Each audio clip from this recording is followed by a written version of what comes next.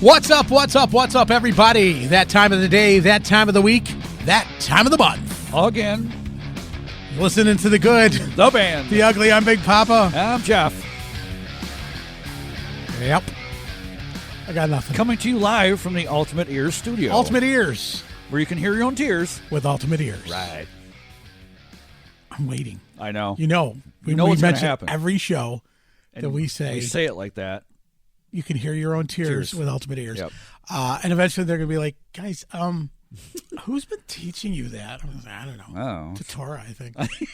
Yeah, we can blame him. Yeah. Why not? How you doing, man? Good, you? Good week? Yeah. Yeah? Anything exciting? No. Why not? Not really. Nothing? No. Went and saw Ace Frehley. Did you? Yeah. And how was the old boy? the old man? He says. He still plays a mean guitar. Right. And that's where it ends. No, I'm not going to throw him under the bus. No. All right. First of all, it's Ace fucking Frehley, dude. It's like I know.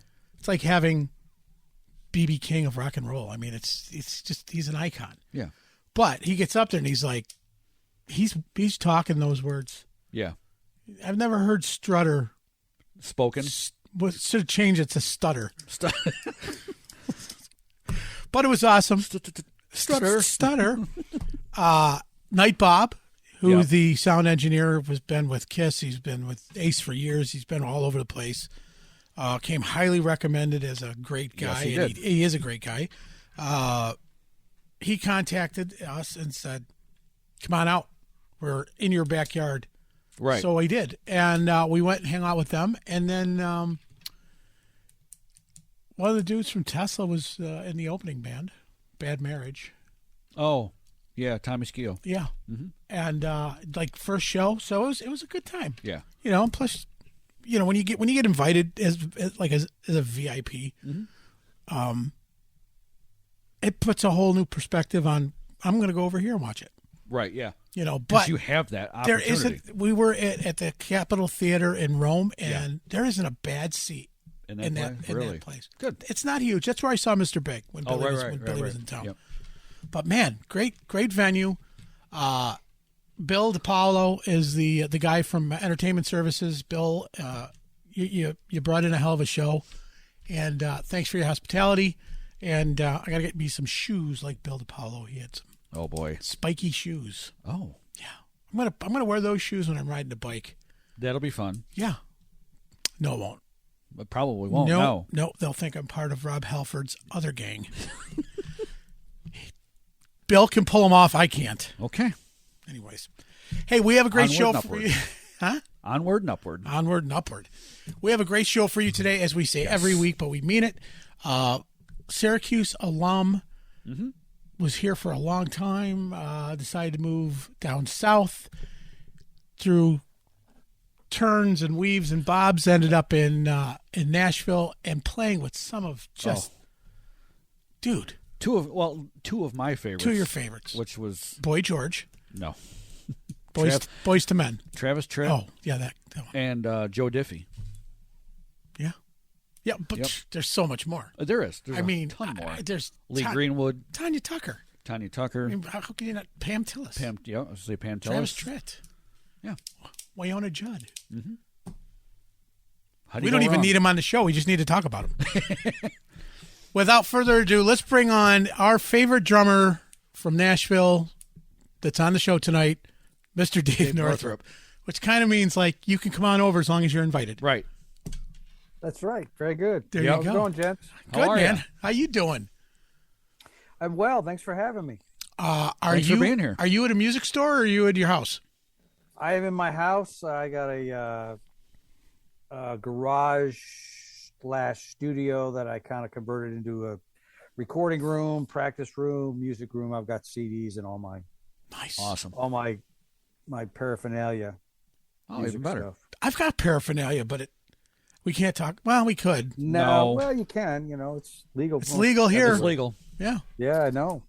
Who knew? So just who saying. knew that was going to be the case in Central New York someday. Right. Yeah.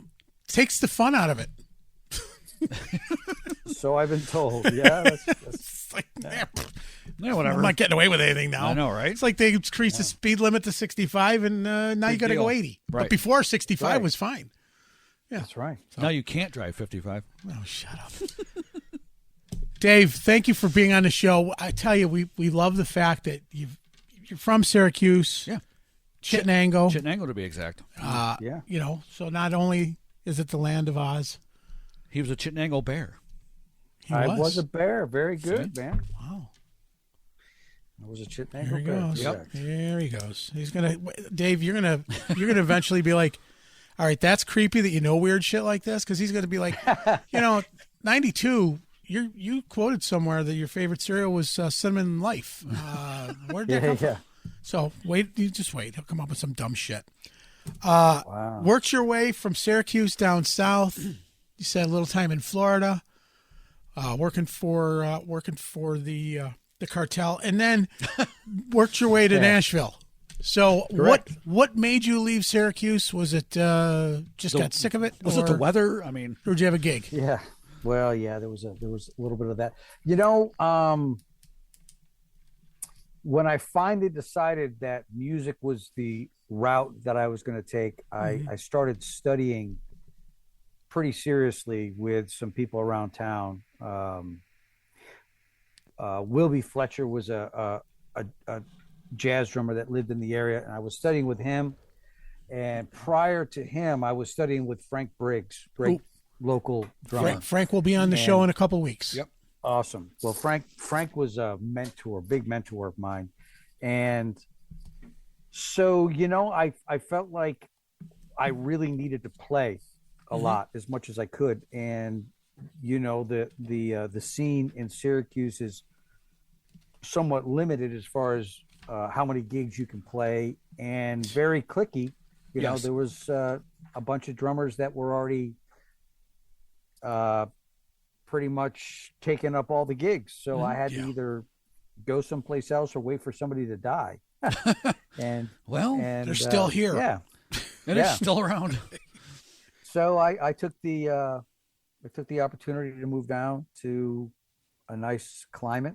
And one of the things that Florida lended itself to was being a tourist area. Right. There were a lot more job opportunities year round. And I got down there just where there were still like top 40 bands that would play 4 or 5 nights a week. You go into a club, you set up and you play for a week, so that was a good opportunity for me just to play as much as I could. That's cool. So I did that. Yeah. I moved, I guess 90, 91, something like that. So when you're down in Florida, are you saddling with one specific band, or you're just kind of session work with whoever hires you for the month, for the week, for the day? Yeah. I got hired by a top 40 band at first. I did that for about a year. And then I met up with this guy named Dennis Lee, who was a kind of a comedian entertainer who played all over the country, fairs and festivals. So we did contemporary country music, and then Elvis Presley music, and some comedy, and I worked with him about 6 months of the year. Okay. Would come home, and then when I was home in Florida, I would practice and bust my ass, and I eventually crossed paths with this guy named Les Dudek. Les Dudek is guitar player from the Allman Brothers and played with Bob Scaggs. And so I met Les, and we kind of hit it off. He recruited me to play on an album of his that guy named Jeff Picaro, one of my drum heroes, played on after Jeff passed away. And after that, I started doing some dates with him. And his album came out in 94. And at that point, it just seemed like there was really not a lot else I could do in Florida. It seemed like I should move to Florida or move to Nashville and make a go of it up there. So I relocated in 95 to Nashville. So when you were with Dudek, Picaro had laid all the tracks for the album. He did all the tracks except for one, and Les had like the title cut. Okay. And so I think he recorded all the tracks with Jeff in 91. Mm-hmm. And then Jeff passed away in 92. And Dudek, I guess, was out on the road with Stevie Nicks. So the album sort of got pushed on the back burner. And then when he finally picked it back up, he had one other song that he needed to record the title track. So that's sort of when I came into play. We just met at a club. It was kind of one of those. He and I were sitting in with a blues artist named James Peterson, and liked how I played and asked me if I was interested in playing on the record. And cool. Yeah. Now, did you know going into it that that Jeff had done most of the stuff, or did he tell you afterwards? Oh, by the way. Yeah. Interestingly enough, well, yeah, it was weird. We met that night. After we sat at the bar, we kind of drank quite a bit, closed the bar. Him and I were the only two guys left in the bar. And he had mentioned, like, hey, I got this record, and the guy that played on the other tracks was a friend of mine. He passed away, and I need somebody that sort of plays like him, not too much of a departure from his style. Mm-hmm. So at that point I was like, wow, okay, I guess that's kind of cool. And then I asked him, I was like, man, that's really sad. Who was your friend? And he goes, Jeff Porcaro. Now I'm 24 years old. Jeff Porcaro is my hero. I nearly crapped my pants. Right. Wow. So I'm like this young kid thinking to myself, you need to keep it together, because if you freak out, you're going to look like just an amateur kid. Yeah. He's probably not going to have you. Mm-hmm. So he told me, and I went home and I woke up my roommate. It's like, dude, you're not going to believe this. I just met this guy named Les Dudek, and he wants me to play on his album, and Jeff Porcaro played on the album, blah, blah, blah, blah. My roommate's like, dude, shut up. I got to work in the morning. Go to bed, And that's awesome. So, this is before cell phones, right? So Yeah. I give him my info, and I wait like 2 days. Every day I'm coming home, checking the answer machine, nothing. Mm-hmm. And I'm thinking to myself, well, maybe this is not going to happen. Well, finally, third day, it's like, yeah, we got the red light. We're going to go in the studio on this day, blah, blah, blah, blah. I was like, wow, okay. And the rest is sort of history. So that's cool. You know who had a moment kind of like that was Marco Mendoza. Yeah. That he got to do one track.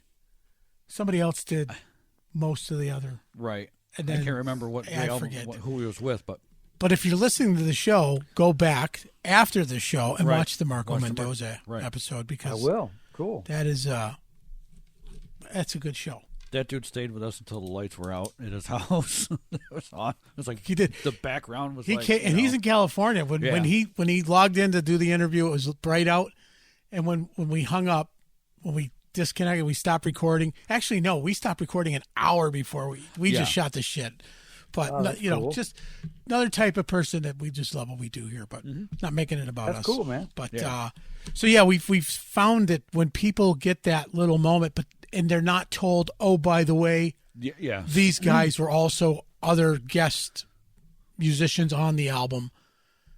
He was like, holy shit. He's like, he goes like this. He goes, I got goosebumps. He kept raising his arm. Look at it. I talk about it today. I still get goosebumps. Yeah, man. I look back on that. And obviously, it was a really special thing even back then, because, I came home after that meeting with Les, and in my bedroom, I've got 2 framed posters of Jeff Porcaro over my stereo, and like he was my drum hero. And I'm in the middle of nowhere, Florida. This took place in Lakeland, Florida, on like a Tuesday or Wednesday night. So the chances of that happening are so minimal. So, I always say it was a total God thing. It was like one of these things where everything kind of came into play, and it was it was just God's way of saying, hey, you know what? I know you love the guy. This is the closest you can get to him on this side. And this is just a little thing letting you know that you're on the right path. Yeah. Because, as a musician, as a pro player, you're always, regardless of how talented or how successful, you always question, if you're on the right path. Mm-hmm. How long am I supposed to, stay at this? Yeah. And So that was just like a milestone of justification. Do we give a second for? No. You're welcome. He can wait. You're welcome. Yeah, that's right. You said I did that for you. There it is. That was from endorsed God. by God, right? That's Yeah. it. This guy said. You can hear your own tears. Oh, God. Sorry. Yeah. There we go. Yeah. We do have problems. Yeah, I do too. That's why I think I'm fitting in really well here. This is great. We're going to have to just have a third position for every Yeah. show from now on. Yep. Remember, Absolutely. fart jokes, and you can say fuck. Boom. We're done. Well, there you go. Well, all right. Woohoo! Boy, I feel like I'm in 5th grade all over again. That's right. So you go from that, you get that gig. Now that opens a, how long did you tour? Did you tour when that album came out with him or no? No, I just did a few dates with him in Florida. And then once I moved to Nashville, I would come back down to the Florida area and play some shows with him. Mm-hmm. But what it did do is it did open some doors for me in the studio world up there because I had a credential with some big name. Right. People. And Les is a very famous sideman. There were some producers that didn't really know his history, but there were people from LA that I would run into. At 95, there was this huge exodus. There was a lot of people from California moving to Nashville. Yes. Right. Yes. So the scene was changing culturally. The whole city was changing some. And that was a good thing for me because I met some people that actually were familiar with his work and, of course, knew who Jeff Porcaro was. And David Paich, keyboard player from Toto, also played on that record. So that was also helpful. Nice. So That's cool. that was a catalyst to get me into doing some session work quite quick, actually. So your first big gig after that, in a sense, and we go by what we look in. The internet could be wrong or could be right, but 2000-ish, Travis Tritt. Yeah, that was my first big proper touring gig. I had done some gigs with artists in the past. Like there was a guy named Joel Saunier, who's a Cajun country artist, King of Cajun. who he had a record deal with I think Capitol Records there in Nashville, and he had some marginal success. So I had played with him prior to that, and I was working with a guy named Christian Hastings, who was a great blues guitar player. I did a record with him, and I did 2 records with Joel, which was cool. And then I did touring dates, but a big gig. I went from having part-time work to all of a sudden playing full-time for a living with a superstar. So that was 9 years you were with Travis. Yeah, that was a good run. That was a very good run. How did you end up with that gig anyway? Got drunk. Interestingly enough, I was playing with this guy.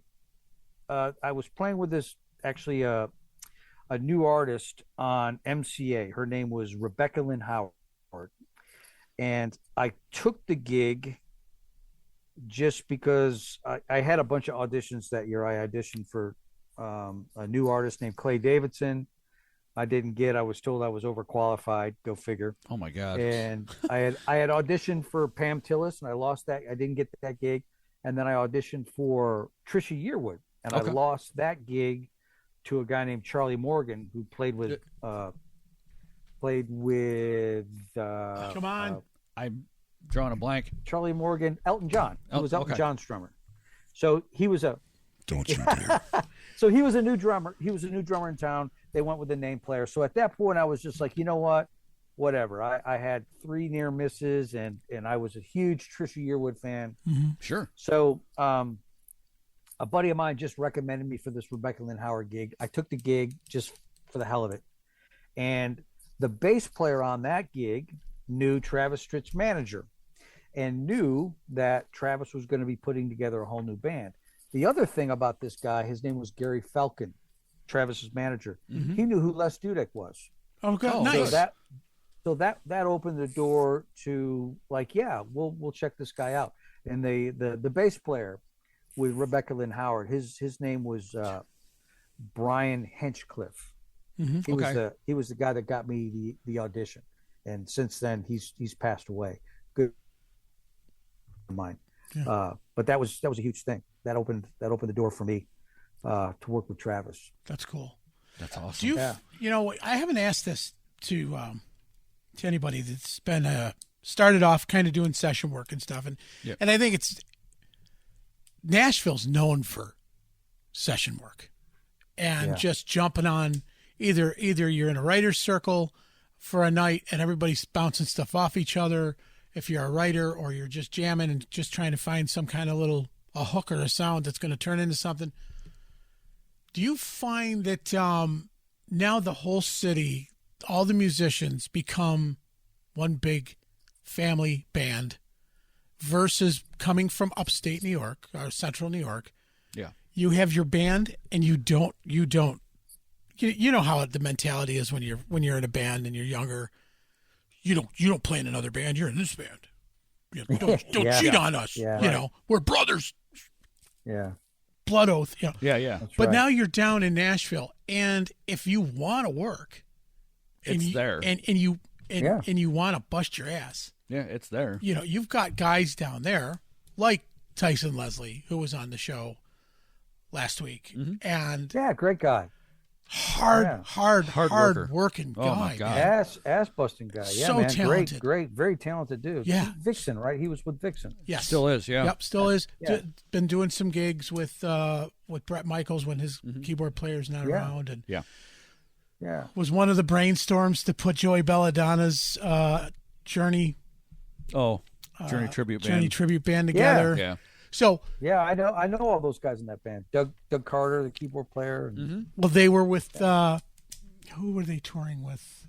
They were Lee Lee Greenwood's Greenwood's band. Yeah. Yes. Yeah. So, Yeah.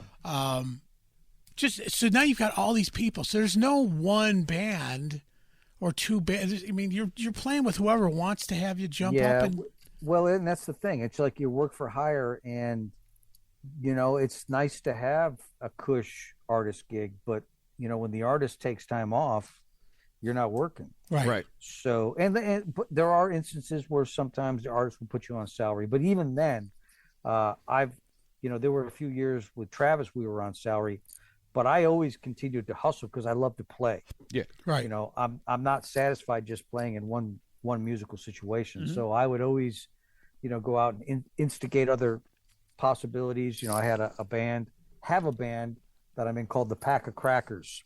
Okay. It's an R&B band filled with all white guys, and we do R&B songs. We play like Pack of Crackers. Steely Dan. Dude, that's awesome. Great stuff, Steely Dan.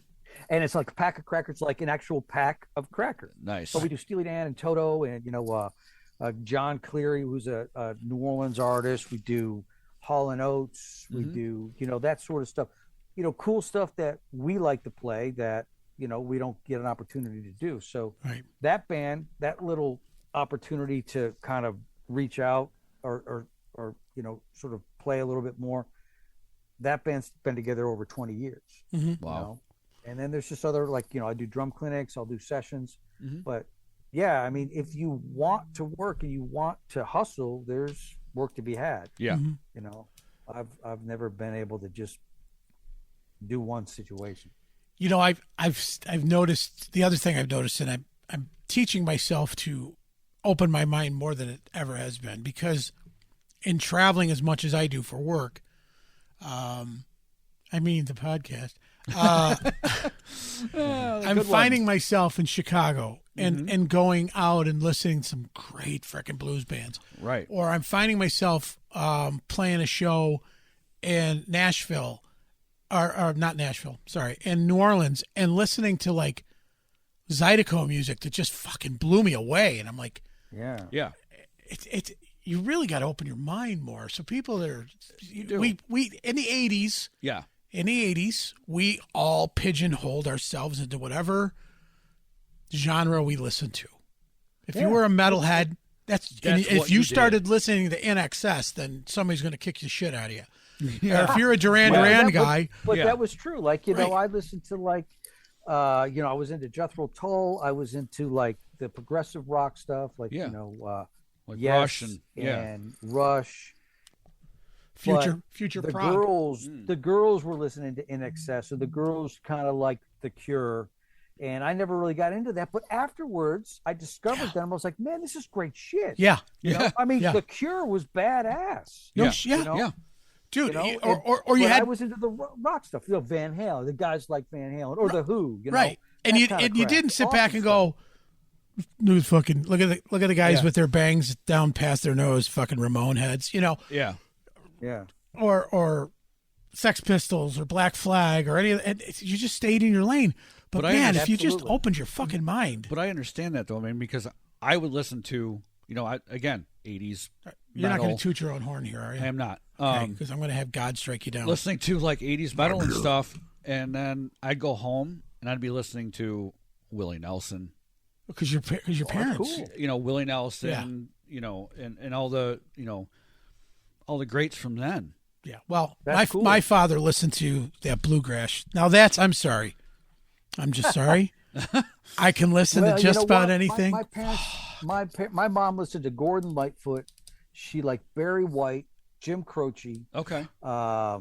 Nielsen, Harry Nielsen stuff, like good singer-songwriter stuff, which was kind of cool for the time. The Bee Gees, I remember listening to the Bee Gees back then, thinking, "Wow, this is, disco's kind of gay." But you listen to some of those tracks today, was it? It's like, oh my God, this was like these are people playing this music. Exactly. It was like stupid badass. Yeah. I mean, my mother was more of a like Neil Diamond, Carly Simon kind of person. And my mother singer-songwriter stuff. Yes. My mother was Santana, America. Oh yeah. That kind of stuff. I'm like, holy shit. That's kick-ass stuff though. Yes. Now, but like back then, if you were into, Motley Crue and the 80s stuff, that sort of didn't really resonate. That didn't get on your register. It was sort of like correct. old people music. But if you were a musician that started to idolize some of the old stuff, I mean, my influence as a drummer, and I came from a drumming background. So, I think the first time I heard Cream, and I was like, holy shit, man, this Ginger Baker he's inventing his whole own style on this. This has never been done. With like the timpanis being used or this or that. I mean, just different drumming. It wasn't all 2/4, 4/4, 3/4. It was whatever. Just fucking influence, right. Mitchell being the same way from Jimi Hendrix. Yeah. John Bonham was obviously probably my first guy that made me go wow. Yeah. And some of the things that he played that sounded very simple were really deceiving. Like they weren't as easy as I thought to play. I mean, he was a sophisticated player within playing a lot of 2 and 4 stuff. Exactly. 2 and 4 kind of playing, Stuart Copeland from the Police. Yes. He was another guy that just blew my mind away. Jeff Porcaro, as we mentioned, Simon Phillips, Neil Peart, of course, Yeah.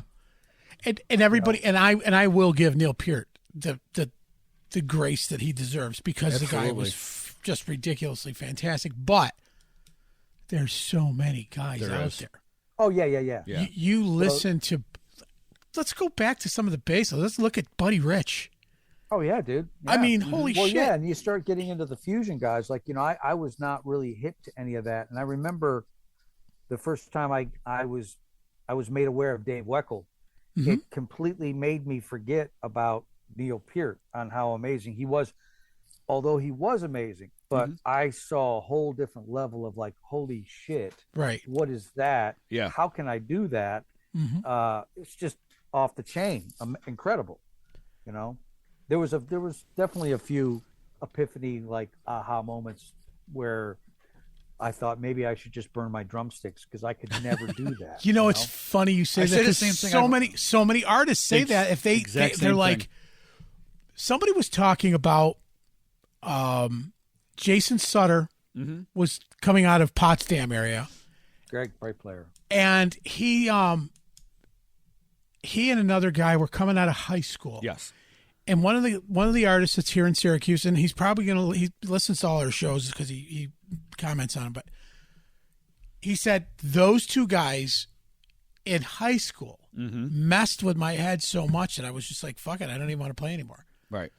That you can hear somebody that you feel's at your level, and then all of a sudden they just they blow you away. Well, the other thing too is like, not to take anything away from the Syracuse area. The Syracuse area really has a lot of talented cats. I mean, there's a lot of great players that have come out of the Central New York area, and there's a lot of great players that have stayed there. Like, Dave Hanlon is a great drummer that I used to follow around and watch him play. Mark Capani was another monster guitar player that I thought was amazing. But like Frank Briggs was absolutely unfucking believable. Yeah. Like he was incredible. And then to see him go to LA and do all the stuff that he did out there, it's just like I would watch and see him play and watch his videos and think, there's just absolutely no way. I'm 56 and I just now can do, like, I can get some of the stuff that he was doing 30 years ago. Right. You know, I'm like, oh, I do that now because I remember watching him do that. Right. And now I'm sort of doing it, which whip-de-dee, like he was doing it 30 years ago. Right. You know? Well, just so you know, Jeff Briggs is going to be on the show, or Frank Briggs is going to be on the show. A monster. And so is Dave Porter. Yeah. The singer from 805. Another guy, man. I just huge fans of those guys, dude. That band was great. Yeah. You know? We had Jeff Gordon on. Jeff was just on. Yeah. Another singer that's just, talk about Bonamassa. Yeah. Jeff was before Bonamassa had his voice. Jeff was singing for him. Yeah. And so there's a great deal of I mean, I don't know if it just doesn't get its recognition, or some of the people in Syracuse just don't realize, like, wow, you've had some outstanding musicianship. Yeah. Still there today. Still today. When I go back, I'll work with Ron France, great bass player. Yep. And, Yeah. there's just, Edgar Pagar. Edward Pagan. Pagan. That's why I always say it's Pagan. just, yes, another great, and back when I was wanting to do this full time, the bar was kind of high. So honestly, I had to leave so I could play, and it was probably the best thing that ever happened, because I had to go someplace to get experience. But, there were no slouches, not on the drum chair. There weren't guys that sucked that were playing. Right. Everybody was a pretty proficient player, It's great when you see something come out of a region, not just musically, right? Anything. Yeah. Let's take Bonamassa, for example, coming out of Utica, Central New York, Utica area, and playing crush it the blues like he was born underneath a railroad bridge. In Detroit, or just the exception, Chicago, not the norm. Yeah. He's just But we do that with a lot of stuff. We do that with a lot of stuff. Look at our dinosaur barbecue here in Syracuse. Salt potatoes. Come on, potatoes. High hot dog. No, but I mean, but they're winning awards for barbecue out of Syracuse. You know what I mean? That's Well, it's their own thing, and I tell people all the time when they come, like if they're gonna hey, what's a great place to eat? I'm like, well, here's the thing. There's probably not too many places you can go to get bad pizza, as long as it's local. Right. But if you want something that's really interesting that you can get anywhere, but we have a whole unique kind of twist on it, Barbecue Dinosaur. Yeah. It's a different, it's not Southern, it's its own thing. It's smoked. Yes. It's killer stuff. Yeah. So let me ask you then, what do you miss? Now you're in Nashville. So what do you miss about home? You've got some of the best hot chicken down there. Yeah. You know what I mean? But what do you miss about Syracuse other than, our climate? Pizza, Italian food, chicken riggies. People have no idea what that is. Correct. You take this for granted. You go to Columbus Bakery and get an unbelievably fresh loaf of Italian bread. You can't get that. You can't get that here, dude. Everybody we've had on this show from this area says the exact same thing. They always say Columbus. You can't get Italian. You guys just don't know. Right. Bread doesn't exist everywhere like we have up there. And like haddock, like Friday fish. Friday fish. Haddock? Yes. Mm-hmm. Doesn't happen here. We're No. landlocked. Catfish is the closest thing. It's like catfish. Are you kidding me? Yeah.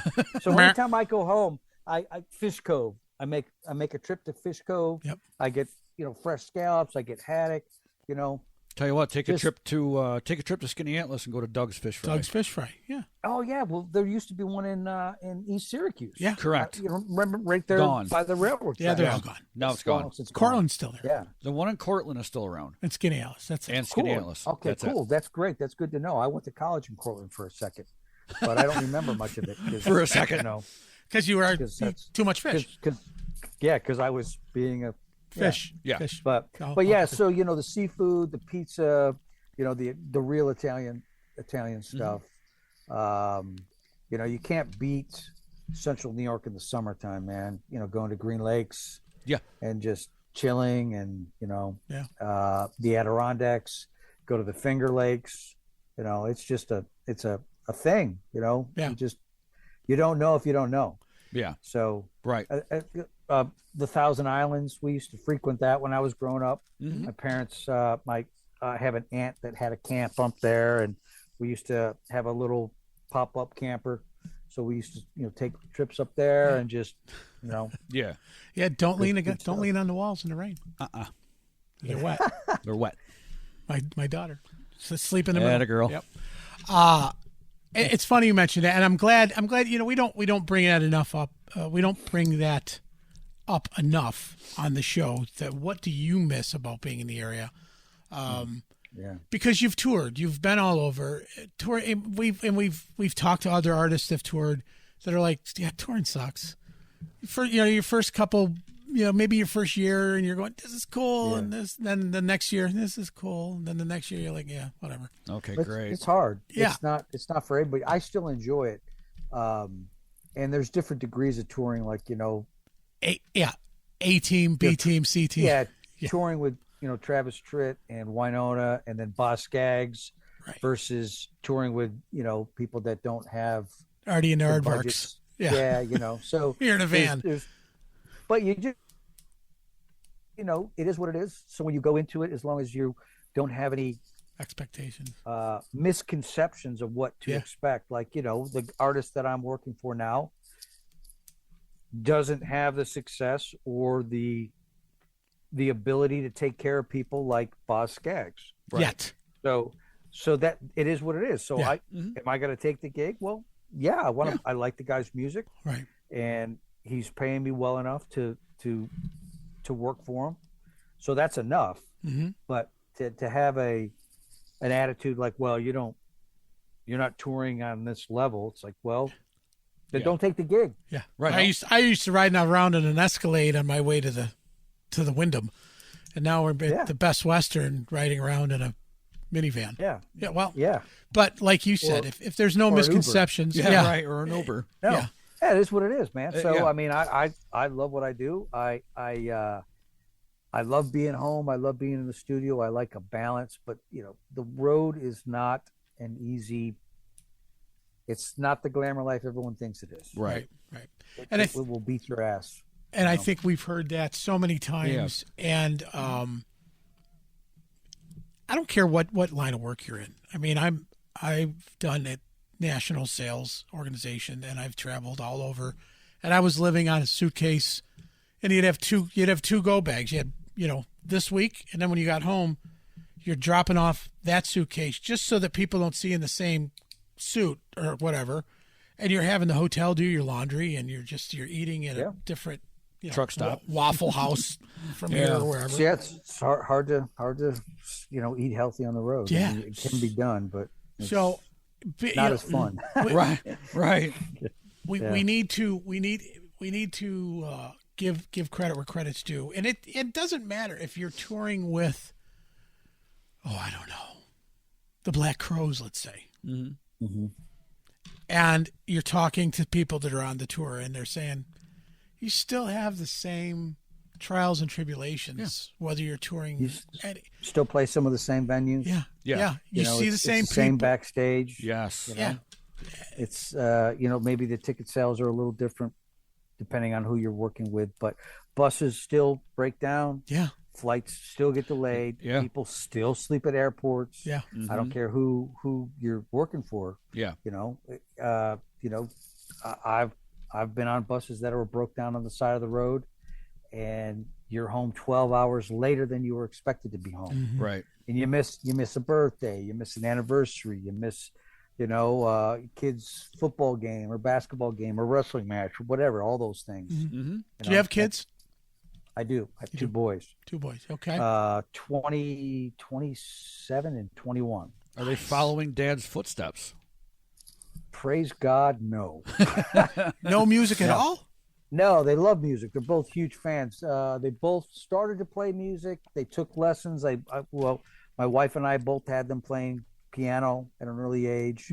Oldest boy went from playing trombone to playing bass. Okay. He wanted to be in a rock band. He was big into that band Skillet, Christian rock band. Yeah. So when he started getting blisters on his fingers, he was like, I'm not sure if I like this. And then my youngest boy could play drums.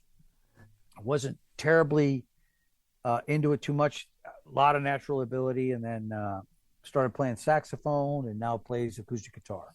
Okay. But they don't pursuing it professionally. It's never been one of those things they even wanted to have natural 4-limb independence and then throw it away on a guitar. Come on, man. Dude, I tell you, my kid, when he was 3 years old, first time he sat behind his little drum set, he started playing the Motown beat. God. Yeah. God. And I mean, and it sounded good. It wasn't noise. He was playing a rhythm. And I went and got my wife, and she's like, "Oh, that's cute." I'm like, "No, it's not cute. It's really good." Yeah. Right. Yeah. It's cool that And they then can do that. Yeah. He just, wasn't his thing. So, and I never pushed them towards, it's one of those things. Like when I was young, you didn't have to tell me to go practice. I wanted to. Yeah. I spent time playing the records all the time. Yeah. And it was not anything my mom had to tell me. Actually, my parents had to tell me to stop because it was too late, Okay. And my neighbors would go nuts. So if you have the passion and you really want to do it, then it becomes very obvious. It's not one of those things you don't need convincing. Okay. So I said it 2 weeks ago, and I'm going to say it again because it's from your mentor, one of your mentors. Oh, so Frank Briggs and I are on the phone, and just such a dynamic individual to having the conversations that we did. And he says, we were talking about the guys that are just playing in the bands just to be, I just want to be in a band. I want to have big hair, and I want chicks to like me, and blah, blah, blah. And he goes, Mike, he goes, over the years, I've learned one thing. Posers will always pose, but musicians will get up in the morning and can't wait to work out that thing they just dreamt about. That musicians will practice all the time. And we were talking to Chris Reeve from Avril Lavigne, and he said, and I said to him, how many times growing up did you hear, stop beating on the table, stop tapping on the headrest on the car, I'm going to turn around and smack you. And he said the same thing. He's like, as soon as they heard Chris, knock it off, he's in his Australian accent. Yeah. But it's the same thing. As a drummer, it's all the time. Also, guitar players can sit there like this. Turn your thing down. And we do. Doing this. Volume down. But But us, we have this nervous energy that we're beating on things, or, our feet are going. Yes. Yeah, it's I think people are just born. I think music chooses the person. I really do. I think that to a certain extent, there are a lot of very learned, if you will, musicians, cerebral musicians. Yes. And that's okay too. But I think that, guys, I really believe some people are just born with that music thing. That's what they're supposed to do. Just recently, I posted something on my Facebook page, David Northrup Drums, and it was from 1984. It was David Gilmour. Okay. And it was that was the first concert I ever saw, was David Gilmour at the Landmark Theater. Nice. In 1984. Wow. And it was there that everything changed. That night, I saw Chris Slade, bald-headed drummer, that went on to play for the Firm and then played with AC/DC. Yep. I saw that guy, and I saw, Gilmore play some of the Pink Floyd stuff, and I was like, that is it. That right there is the shit. That is what I want to do. And that was like never left. It amazes my head. It amazes me. They know right where they are. Everybody. Well, yeah, but I remember being in, like, it wasn't a sold out show, which was crazy because it was freaking David Gilmour. Freaking Pink Floyd in Syracuse. It was a Thursday night too. It was like an off night. And I remember it was cold and snowy, but I remember moving around. Like we were down on the floor, and then I moved up to the balcony, and I was just like, oh my gosh. Right. I remember being there and just like whatever that thing went, like there was a thing that just said, that's it. Yeah. Yes. Because everybody has the same thing. Every musician almost has the same exact thing, but the most you talk to, they go, "Oh, I saw the Beatles on Ed Sullivan." Well, good for you. I wasn't old enough. Yeah, but we've all, but I'm sure my parents saw them.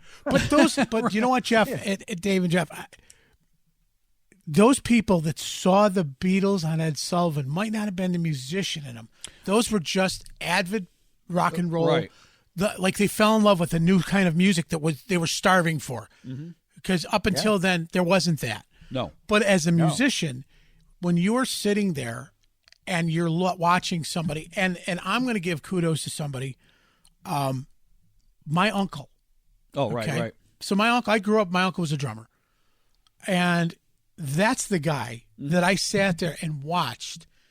And I was taking drum lessons and stuff. And it wasn't, it was just whatever. It was just elementary school. I think it was like 7 or 8 years old. And he's playing at Greg's on Teal Ave. And and all of a sudden, he's like, come on up. I'm going to have my nephew come up and play Wipeout, And I think it might have been 8 or 9 years old. And that, to me, that was my moment. I was like, when I heard people applauding or saying, the narcissistic ham bone that I am at 8 years old even was like, that's what I want to entertain people. Yeah. Well, that's interesting that your uncle had something to do with that. I have an uncle that is my mother's youngest brother, who's like 7 years older than me. His name's Joe Dwyer, and he still lives in the Syracuse area. He was the one that actually took me to that concert, and I was 15 years old. Yep. And he got me into he was the one that got me into listening to Jethro Tull. None of my friends at school listened to Jethro Tull. Right. Steely Dan. I remember he gave me the Asia album. Yes. Just because he wore his out so much. He gave the second one to my sister and I, to my sister, but I stole it. He turned me on to Rush. He gave me all his Kiss records because he didn't like Kiss. I loved Kiss. That's what I got. Mine were a hand-me-down, all of them. Yeah, and I remember, I think it was my 8th or 9th birthday. I got a turntable, and I was so excited about it. And I wanted Kiss Alive too. That was the album I wanted. Nobody would buy it for me. Okay, my aunt bought me the first Boston album. Oh, great. And then bought me a Peter Frampton record. My uncle bought me A Night at the Opera. Queen. Oh, okay, Queen. Yeah. What a freaking that was like my first brand new album.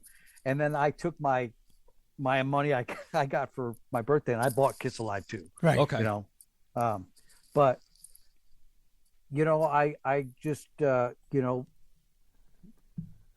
it was so cool that he turned me on to all this great music and gave me his Kiss records, because he's like, Kiss sucks, it's a fad, blah blah blah blah. Little did he know. I was totally enthralled, and I still, I Kiss rocks, man. Yeah, because it's like I think when that happened for you, that had to have been like 80, 79, or no, 80, 81. Absolutely. I mean, whenever Kiss Alive 2 came out, but 78. I know he gave me Rock and Roll All Over, Destroyer, Kiss Alive 1, and there was one other one. I can't remember, but those 3 albums I remember, because I wore Destroyer out and Rock and Roll All Over. calling Dr. Love, you know. Yep. Yeah. You know. I think for me, I had. But it's all part of the tutelage, you know. Yeah, I think for me, I had two older brothers, and one brought home Black Sabbath's "Heaven and Hell" with Ronnie James Dio. Oh man, you know, another guy. And that was. I'm like, whoa, what is this? Wait, what year was that? How you're showing your age? I don't care. Your youngster age on that one. I don't care. Yeah, what you know? He's a local. He was a local. He was guy, Cortland guy. Mary Jo was on. Cortland. Mary Jo was on that Heaven and Hell tour. Maybe she was. She was the tour manager. That's cool. And then my older brother brought home Molly Hatchet. Wow. Flirting with Disaster. Flirting with Disaster. Yes, sir. And that was for me was like, I'm always more of a Southern rock guy anyway. Yeah, that's cool. You know, I love that stuff. I love the Allman Brothers, 38 Special, Skinner. Yeah. You know, we in Chittenango we lived on a rural road, so we had 359 and 24. Yes. PBS, yeah. On occasion. PBS. So when we got home, if we weren't playing sports, Yep. Everybody would go to their respective rooms, and everybody had music. So my oldest sister was into the Doors and Elton John, and Southern rock, and my brother was into Lionel Richie and the Commodores. He was into Toto before I even knew who Toto was. Yep. Freddie, what was it? I don't know. Commodores. Yeah. R&B stuff, and then my younger sister, who was still older than me, she was into like Supertramp and the Beatles. Oh, nice. And Styx, and then I was into whatever I was into. You know, but everybody had their own record player. Everybody had their own records, and that was the entertainment until like 5 o'clock when Happy Days came on, and then Laverne and Shirley. Yeah, and that was it. You know, but you went, Big Papa. Big Papa, to your records, man. Drinking my milk and root beer. Yeah. Sure. And that was a good thing, man. Everybody had, we listened. You listened. Yes. You had an album. You checked out the album artwork and just. You read everything? Yeah. I mean, I was reading lyrics and who was produced by and who wrote what. Me too. You know. Yeah. I started recognizing this guy named Jeff Beccaro. I didn't understand that you could be in a band and a session guy. When after that David Gilmour concert, I went to Camelot Music and bought the About Face album. Yep. Jeff Beccaro was the session drummer on that. Did you ever get a chance? I know we talked about how you did some follow-up work of his, but did you ever get a chance to actually meet? No. Very, very unfortunate not to meet my hero. But I've had one degree of separation. Yeah. I've met a lot of people that knew him. Yeah. And everybody had really good things to say about him. Which is cool. What a nice guy he was. So of all the touring you've done, all the gigs you've played, the session work, your own person, give us an example of one time that something just didn't go right. Something that's just like, holy crap, I just can't believe I split my pants. A few of those. I'll tell you what, there was a time, it was, I know it was a Sunday because it was an afternoon show, and we were playing in Wisconsin or Minnesota. It was with Travis Tritt, and there was a lot of people, 7,000 people. It was like a big fair or something. Yep. And we were playing Trouble, his big song, Trouble. And when there's a part when you get to this, the guitar solo section, I dropped the beat, totally turned the beat around. And everyone's looking at me, and Travis is looking at me, and the bass player's looking at me. I'm like, what happened?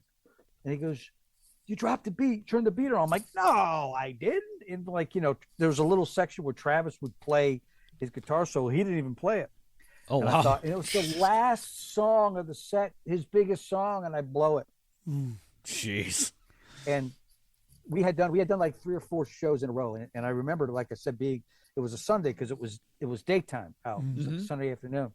So I'm totally humiliated, thinking to myself, oh my God, what is he going to say to me? And at the end of each show, we would meet in the back of his semi and we'd talk a little bit, and then we'd go out and do an encore.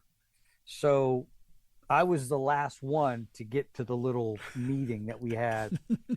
And I'm hearing all this laughing and stuff. And Travis goes, Northrup, it's good to know that you're human. And I'm like, what? He goes, that's the first time I think I heard you F up on my stage. And I felt relief. I was like, okay, it's not going to be that bad. He goes, boy, whatever you did, you zigged when you should have zagged, you know. Right, yeah. And everyone's like, ha, ha, ha, ha, ha. But needless to say, I'm totally humiliated in front of 7,000 people. Right. You know, the biggest song that he has, like, blew, you know. But 6,000 people didn't know. Probably didn't have no clue. Probably not, but it was totally like, oh shit, I can't believe I just did that. We could probably Google it. Yeah. That would be incredible. You know, I'm glad that we didn't have, like, you know, social media or iPhones back then. Because I'm sure it would have been, listen to this jackass blow this song. You know? Yeah, that was. Can you imagine? Not one of my fondest moments, but okay, it happened. Yeah. Well, it happens. But right? what was your fondest moment? How's that? Yeah, that's a question. Good one, yeah. I met Sting. Oh wow. Yeah. I had just played. There was this outdoor shed here in Nashville called the Starwood Amphitheater, which unfortunately is no longer here. And I had just played that amphitheater with that girl I mentioned, Rebecca Lynn Howard. Yep. Mm-hmm. It was Vince Gill and Rebecca. They were both on MCA, so Rebecca opened for Vince Gill. So I had been to a few shows there. It was sort of like Saratoga Performing Arts Center. Okay, yeah. Sort of same vibe. They have the big hill and everything.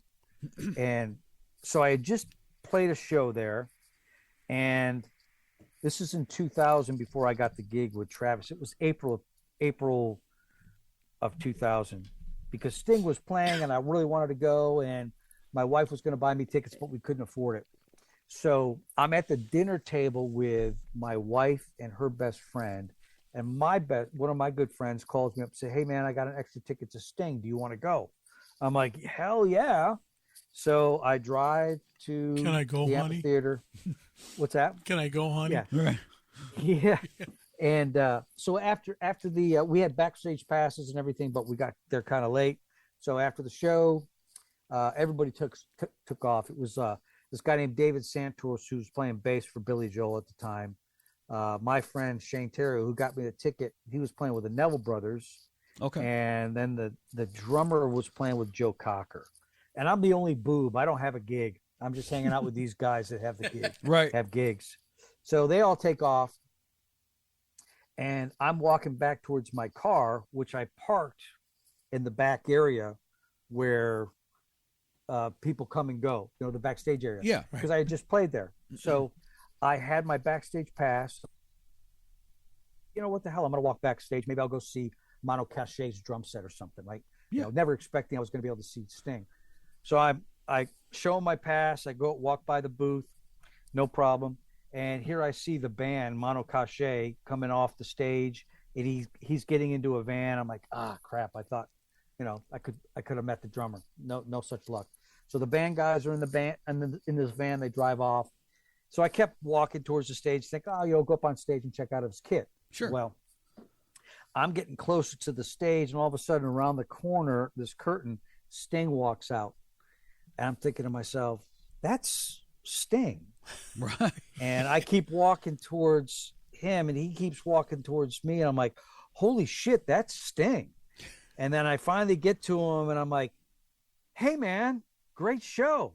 He's like, oh, well, thanks. I said, dude, I got to tell you, I've been a huge fan all my life. I mean, the Police and followed you. And I'm just like, he's like, oh, well, thanks. He shook my hand. He says, cheers. And he walks by me and gets in the van and drives away. And I thought, holy shit, that was Sting. I just met Sting. Yeah. I mean, I was just like, did anybody see? I just met Sting. And then finally this guy came, hey, you can't be backstage here. You got to get out of here. I'm like, okay, I just met Sting. I'm going to float to my car. Right. Yeah. So I'm driving home. I get pulled over by a cop because I'm speeding because I'm so excited. And the guy goes, "Hey, you're driving 55. You've been drinking?" I'm like, "No, I just met Sting. I just met Sting." He goes, "You met who?" I said, "Sting." He goes, "What the hell's a Sting?" And I'm like, it was just a guy in the band. He goes, "Well, I'm gonna let you off with a warning. Just, be careful. Just don't speak." The police got you off from the police. Right. Yeah. There you go. He's like, what the hell's a Sting with this Southern accent? I'm like, it's okay. You don't need to know. Yeah. Obviously, you've never listened to the radio. That was like a holy crap moment. And then my holy crap moment when I was playing was with Boz Scaggs. Oh God, yeah. We had rehearsed, and I think it was the second or third show, and I'm looking like I'm playing Boz Scaggs songs, and Boz Scaggs is in my ear. Like I'm listening to Boz Scaggs, and I'm thinking, holy shit, that's Boz Scaggs.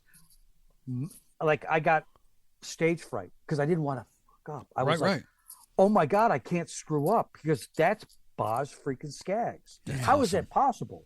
Right. Yeah, there were a few moments like, holy shit, that is really him. And I give drum clinics and stuff, and I tell young people to like the grandeur of me playing with Boz Scaggs. I give them like an analogy. It's like, think about this. You grew up listening to John Mayer all your life. You had all his records. And then when John Mayer's 75 years old, he calls you up to go out on the road with him. You'd shit your pants, wouldn't you? Yeah, for sure. Because that's what I was doing, because I had Silk Degrees and I had Greatest Hits and I had all these Boz Scaggs records when Boz was, hip in the 70s and 80s. Right. And then I get a call from him when he's like 75 years old to go out on tour. And he sang better than he back then. Yeah. It was like very crazy. That's awesome. You mentioned it. You're listening in your ear, and you grew up with headphones on listening to Boz Scaggs. Yeah. Now you got this. Now you got headphones on again. Yeah. And you're flashing back to like, this is cool. I'm listening to this, and then until you hear him clear his throat. And I got to tell you, there were nights. It was emotional. I cried a few times. Like we would do that, not because of the romance of the song, but love, look what you've done to me. Yeah. There was a few times. I mean, I was playing that song thinking, I remember being in my bedroom, learning these drum fills that Jeff Porcaro played. And now I'm actually playing them with that guy.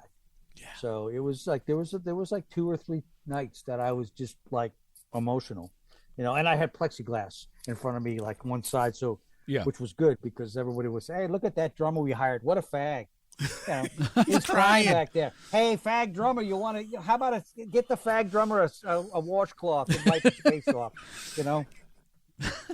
Yeah, that's awesome. Not editing that. I know. Being a fag drummer is awesome. The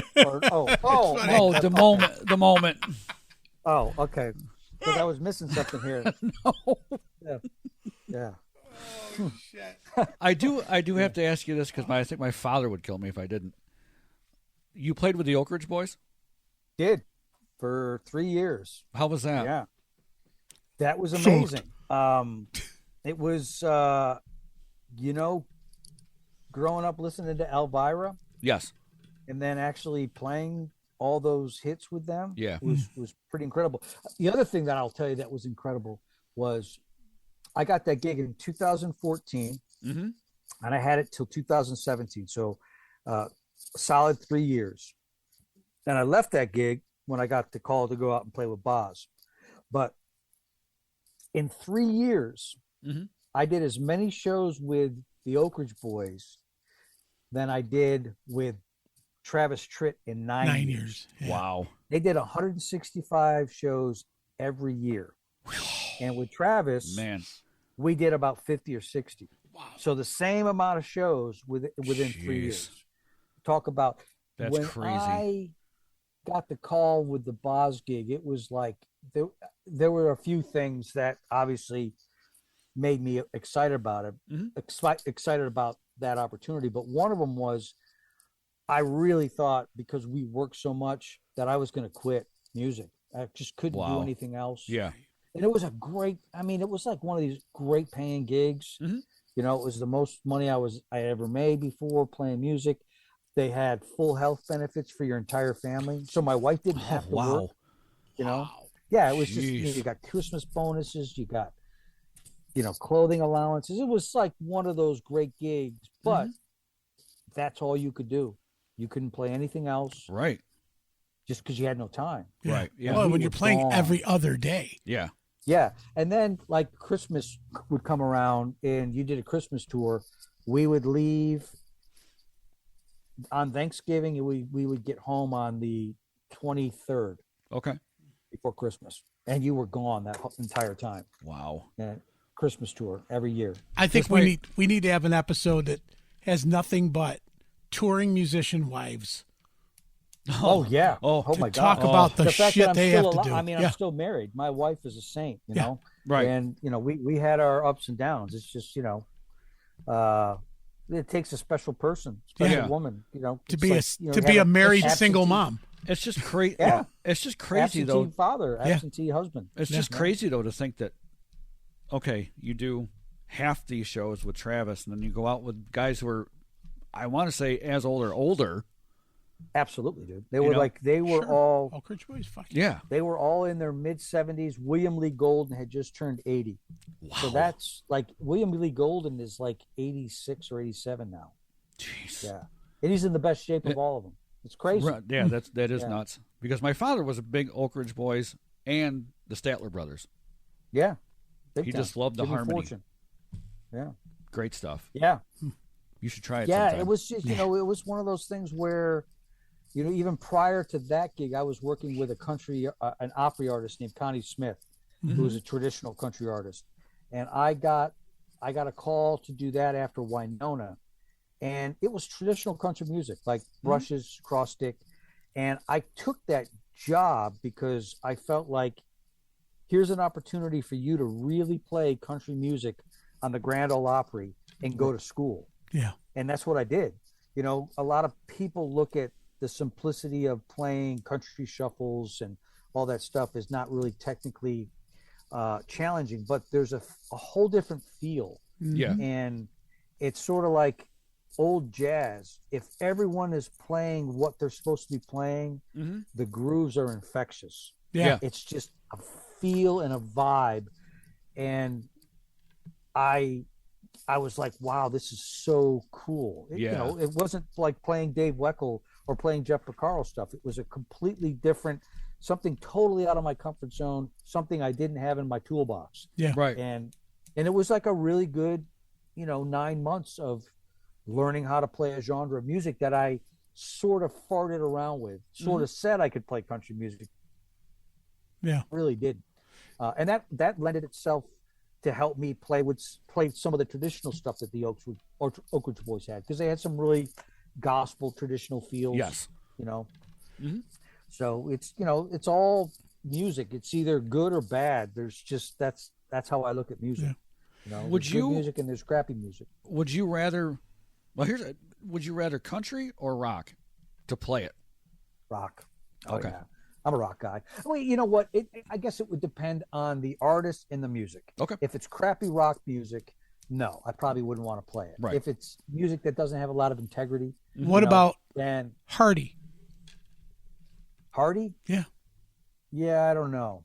You got rock, you got country, you got kind of like country metal. It's like country rap. No, country. Is crap. It's crap music. I don't know. I guess I would have to be more hip to, guy like Chris Stapleton's awesome. Yeah. Yes. Oh God, Travis Tritt's still killing it. I like Keith Urban. Yeah. God, yeah. There are some bands that I might not be really, or artists that I'm not really fans of their work, but I know some of the people in their band. So I'm fans of the artist just because I got people working for them, and I know that those people are taken care of well. Mm-hmm. I know that some of those people are good people. I was able to see Travis Tritt, I think 2 years ago. He actually opened for Jason Aldean, which I thought was odd. Yeah. You know? And I know those guys. I know Rich Redmond real well, and Jason does takes care of his people pretty well. Yeah. But I remember when I was with Travis, Keith Urban opened for us. Rascal Flatts opened for us. Great band. Yeah. I do remember we did one show that we opened for Kenny Chesney. Okay. Because Travis didn't like opening for anybody. Right. We did a few shows with ZZ Top, opening for ZZ Top, Travis. That was pretty cool. We did some shows opening for Skinner. Yeah. Pretty awesome. Yep. Yeah. That's one of those things where, again, that's you're checking things off your bucket list. I know, no kidding. You know. Yeah, it was pretty cool, dude, man. I got pictures with Billy Gibbons and, I'd give my left arm to do that. I got choked out by, Artemis Pyle. Well, yeah, that was your own fault. That was your own damn fault. No, that was not my fault. I know. Either Jack Daniels had a hand in that, or yeah, he's an interesting bird. We did some really kind of a weird gig at the actual crash site of really? Skinner on the farm, and Travis was the headliner. Artemis Pyle was on a different stage, and there were a lot of people that were supposed to be on this bill, and it hit the media, and it was like, this is a disgusting, totally lack of respect, tasteless event.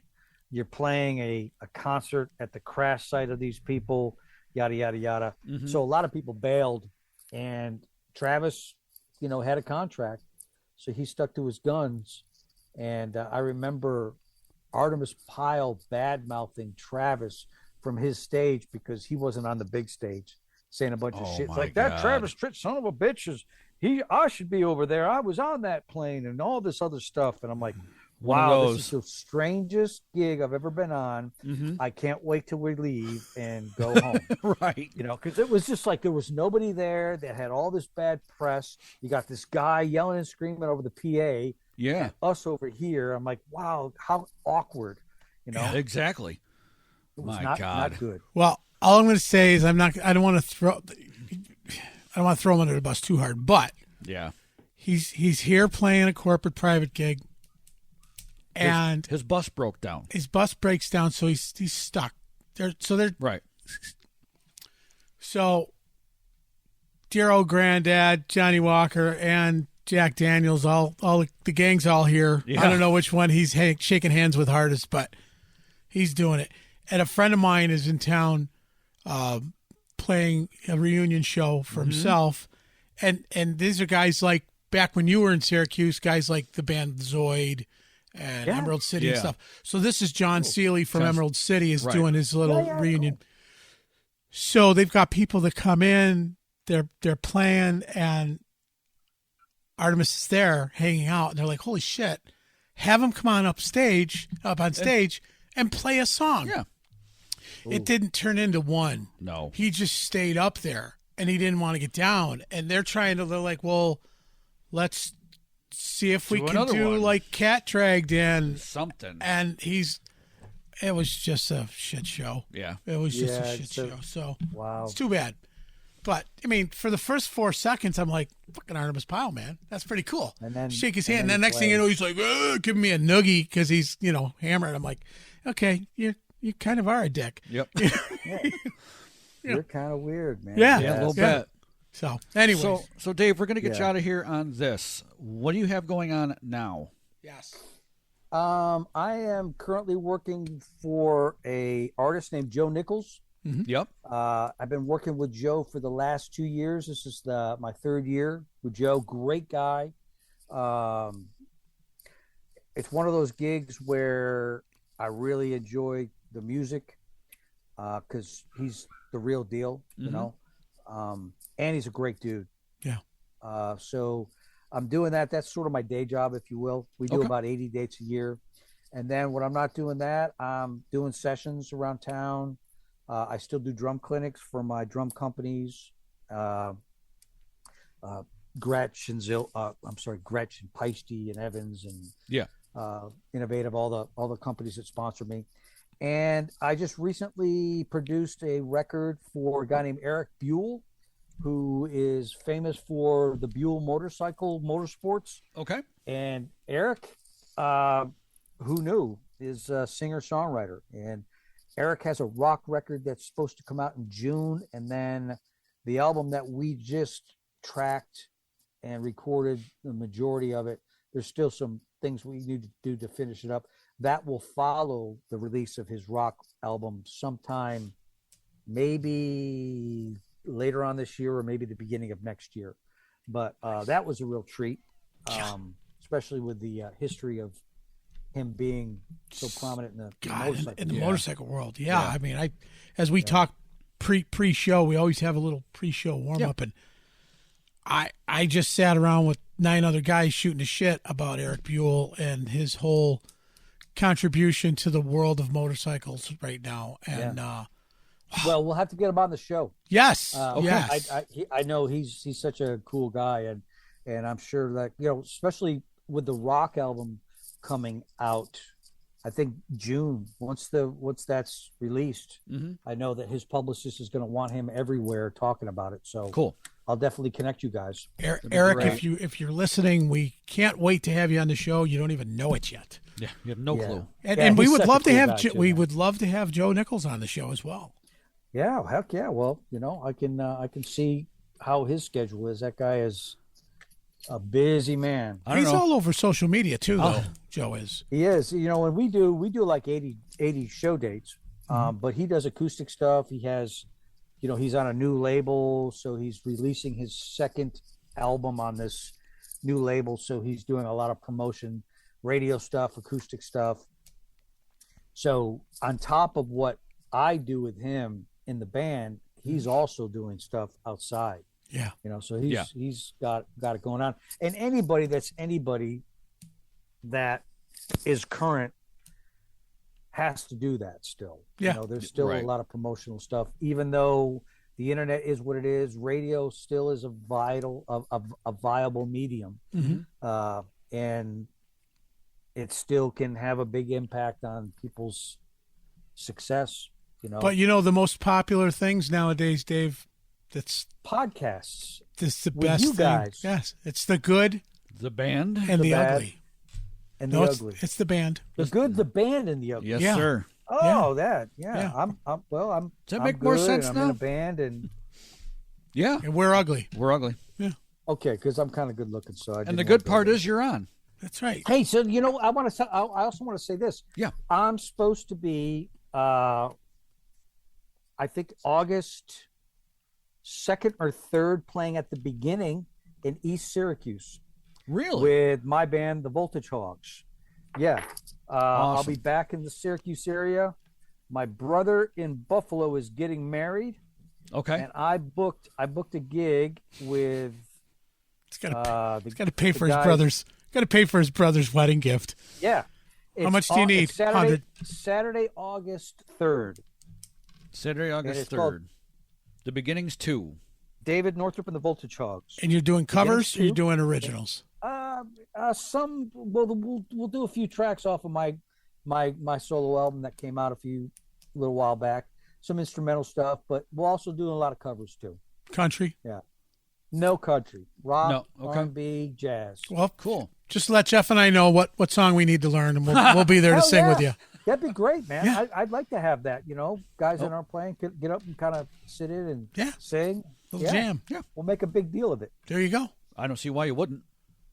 Why wouldn't you? Hell yeah. Why wouldn't you? At the beginnings. Y'all got to bring me some of that Italian bread from that Columbus bakery. Bring some Italian bread. Bring some Italian bread. Some of them there salt taters. What the hell's a salt tater for? What the hell's a salt tater? Dadgummit. Get fire cock. That guy's got some salt taters. He's got something wrong. It's saltpeter. Saltpeter makes you not want to have any sex. That's not a disease. They give them saltpeters in the jails. What the fuck? Yes, sir. Don't know nothing about it. You're going to hell. Yeah, you are. That's right. Yeah. Dude, we're gonna roll some music now. Stick around. Don't go anywhere until we release you. All right. Peace out. There you go. Don't go anywhere. There you are. Ready, go. You've been listening to The Good, The Band, The Ugly. I'm Big Papa. I'm Jeff. And that's Dave Northrup. Our Uncle Dave Northrup. Uncle Dave. Uncle Dave. Better than, yeah. Anyways. Anyhow. We want to thank our friends at Sharky's Event Center. DJ Life's a Beach. Good Nature Brewery. Uncle Jimmy's Live Local Music. Print Shop Underground. Snarky Productions and Toffee Break Toffee. But don't forget, you've been listening to us live on your radio and recorded on ours in the Ultimate Ears studio. You can hear your own tears on Ultimate Ears. Right on. Remember what we always say, Jeff? Be good to each other. And don't be a dick. Peace. Peace.